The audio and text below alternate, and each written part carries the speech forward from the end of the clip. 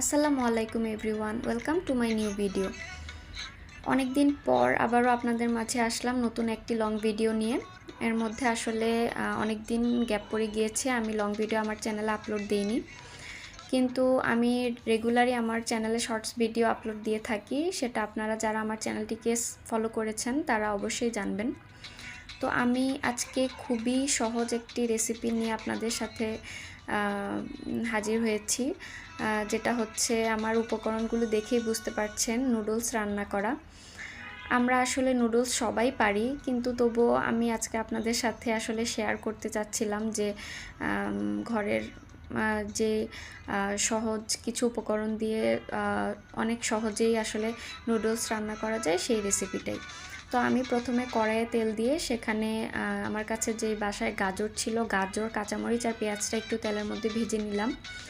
আর এর মধ্যে স্বাদমতো একটু লবণ আর নুডলসের যে মশলাটা সেটাও মিক্স করে ভেজে নিয়ে এর মধ্যে আমি একটু বাসায় রান্না করা চিকেন ছিল সেটা দিয়ে আমি ভেজে নিলাম, আর সাথে একটা ডিমও দিলাম। তো সব কিছু একসাথে নিয়ে মিক্স করে ভেজে নেওয়ার পরে আমি যে সিদ্ধ করা নুডলসটা ছিল সেই নুডলসটা এখন অ্যাড করে দিলাম।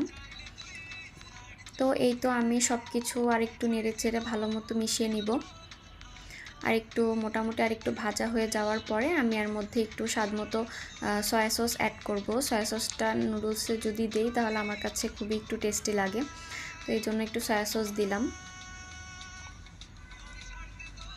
তো এই তো আমার নুডলসটা রেডি হয়ে গেল, আর আপনারা দেখতেই পাচ্ছেন কত সুন্দর এসেছে কালারটা, আর খেতেও আসলে অনেক মজা হয়েছিল। তো আমি এখন বাটিতে বেড়ে নিচ্ছি। তো আমরা যেহেতু 3 জন খাবো, 3টা বাটিতে বেড়ে নিলাম আমি, আর আমার বাটিতে অল্পই একটু নিলাম, কারণ আসলে রান্না করতে করতে যে খাওয়ার যে ক্ষুধাটা ছিল সেটাই চলে গিয়েছিল। তো আমি এখন এর মধ্যে একটু সসও দিয়ে নিলাম। তো মোটামুটি এই তো আমার নুডলসটা রান্না হয়ে গেল। আপনাদের কাছে কেমন লাগবে অবশ্যই কমেন্ট করে জানাবেন। ধন্যবাদ সবাইকে। আসসালামু আলাইকুম।